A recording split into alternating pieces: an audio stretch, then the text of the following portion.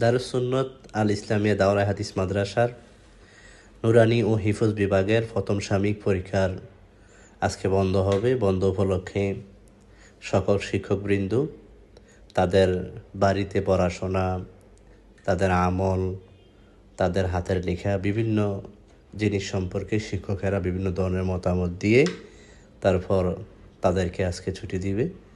আজকের পর থেকে একটা সপ্তাহ পর্যন্ত পুরা আঙিনাটা খুব ঠান্ডা এবং নিরবিচ্ছিন্ন থাকবে।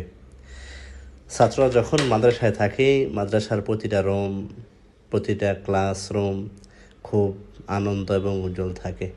সর্বশেষ ছাত্ররা দোয়া এবং মুসাফার মাধ্যমে আমাদের কাছ থেকে বিদায় নিয়ে বাড়িতে চলে গেছে। সবাই দোয়া করবেন যাতে আল্লাহ তাআলা সবাইকে সুস্থ অবস্থায়, যেভাবে বাড়িতে চলে গেছেন, যাতে সুস্থ অবস্থায় আবার বাড়ি থেকে ফিরে আসে। আল্লাহ সবাইকে হেফাজত করেন।